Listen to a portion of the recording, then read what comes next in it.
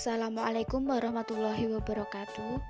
Saya Mi'rajun Nurunadiroh dari kelas Ekonomi Syariah I akan menjelaskan sedikit tentang artikel saya yang berjudul Analisis Peran Pegadaian Syariah dalam Membantu Pengembangan UMKM di Jawa Timur. Yang pertama, pengertian pegadaian syariah.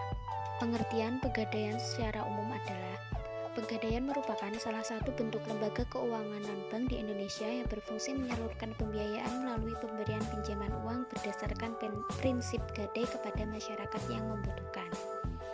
Yang kedua, pengertian gadai menurut pasal 33 Undang-Undang Dasar 1945, yaitu lembaga keuangan non-bank yang bertugas mendukung program dan kebijakan pemerintah dalam pembangunan bidang ekonomi nasional melalui penyaluran uang pinjaman atas dasar hukum gadai.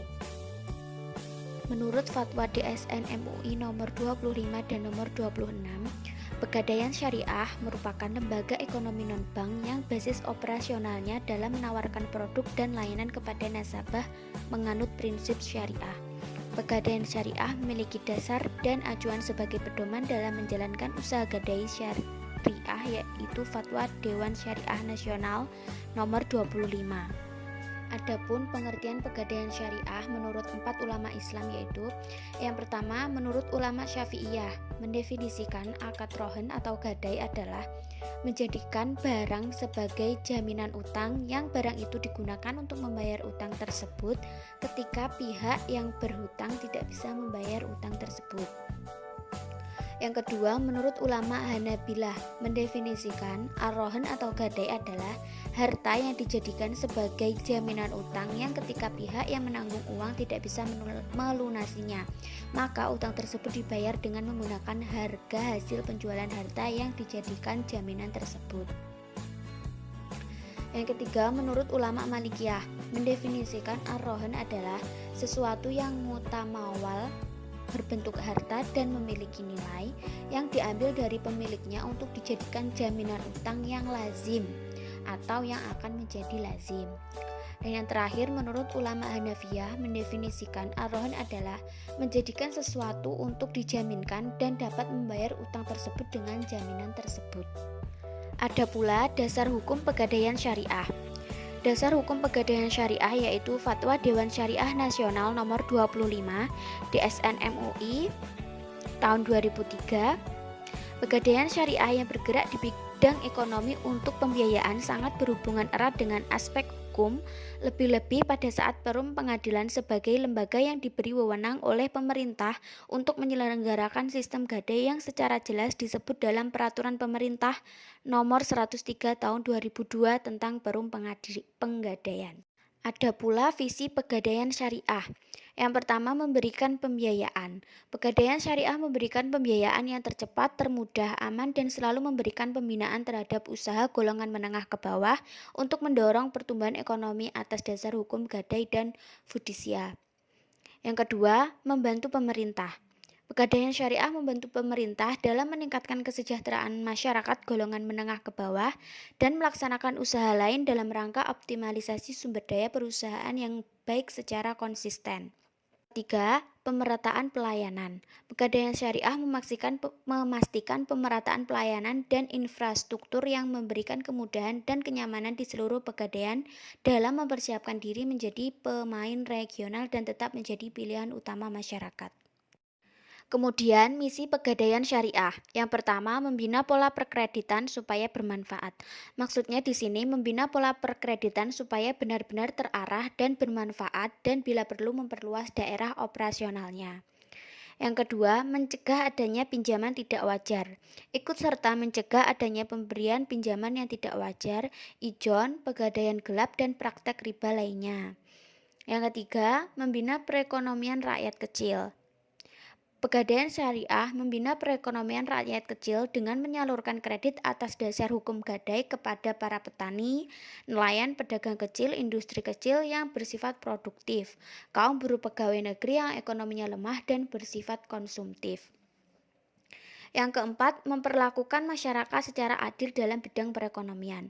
Bertolak dari misi Pegadaian tersebut, dapat dikatakan bahwa sebenarnya Pegadaian adalah sebuah lembaga di bidang keuangan yang mempunyai visi dan misi bagaimana masyarakat mendapatkan perlakuan dan kesempatan yang adil dalam perekonomian. Nah, sekarang UMKM. Pengertian UMKM secara umum adalah UMKM adalah usaha yang memiliki keterbatasan modal atau bisnis ala rakyat kecil.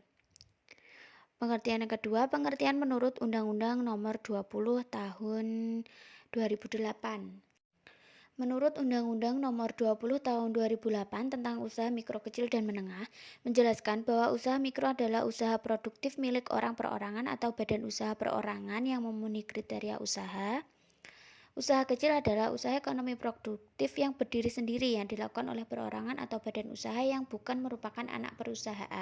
Ada pula pengertian UMKM menurut beberapa ahli. Yang pertama ada Rujito. Menurut Rujito, UMKM adalah usaha yang membantu perekonomian Indonesia karena melalui UMKM akan membentuk lapangan kerja baru dan meningkatkan devisa negara melalui pajak badan usaha. Yang kedua ada Adi M. Kuartono. Menurut Adi, UMKM adalah kegiatan ekonomi rakyat yang memiliki kekayaan bersih maksimal 200 juta, di mana tanah dan bangunan tempat usaha tidak diperhitungkan. Dan yang terakhir menurut Ina Primana. Menurut Ina, UMKM merupakan pengembangan kawasan andal untuk pemulihan perekonomian guna mewadahi program prioritas serta pengembangan berbagai sektor dan potensi. Adapun beberapa kendala UMKM. Yang pertama, permodalan. Hanya memiliki modal yang sedikit. Banyak dari pelaku UMKM yang yakin bahwa usahanya mampu bertumbuh dan menjangkau pasar yang lebih luas, namun memiliki modal yang terbatas.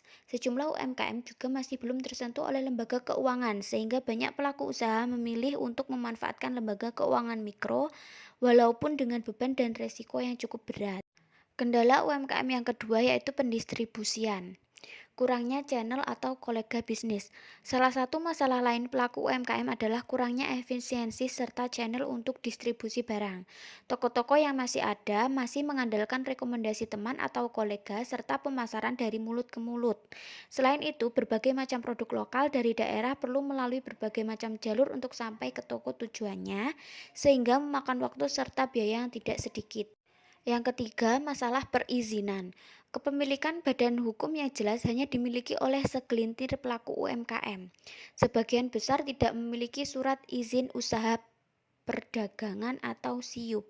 Sebagian besar UMKM juga tidak memiliki pengetahuan yang memadai terkait aspek legalitas dan perizinan mulai dari persyaratan hingga proses yang ditempuh dalam pengurusannya. Yang terakhir yaitu masalah pemasaran, strategi yang kurang tepat. Setiap usaha tentu ingin menjangkau pasar semaksimal mungkin, sehingga masalah pemasaran berulang kali disuarakan. Cara pemasaran online terbilang masih menjadi tantangan UMKM saat ini. Pelaku UMKM di berbagai pelosok Indonesia mayoritas didominasi oleh generasi X yang sebagian besar masih minim pengetahuan kemampuan beradaptasi terhadap internet. Dan yang terakhir, peran Pegadaian Syariah dalam membantu pengembangan UMKM di Jawa Timur. Peran Pegadaian yang berorientasi untuk membantu melayani kebutuhan masyarakat berskala kecil sangat membantu pertumbuhan ekonomi. Sebagai lembaga keuangan non-bank yang bergerak di bidang jasa pembiayaan dan dengan tugas utamanya yaitu menyalurkan pembiayaan gadai, pembiayaan merupakan salah satu tugas pokok lembaga keuangan yaitu memberikan fasilitas penyediaan dana untuk memenuhi kebutuhan pihak-pihak yang tergolong sebagai pihak yang mengalami kekurangan dana. Sekian video yang dapat saya jelaskan. Apabila ada kekurangannya saya mohon maaf. Wassalamualaikum warahmatullahi wabarakatuh.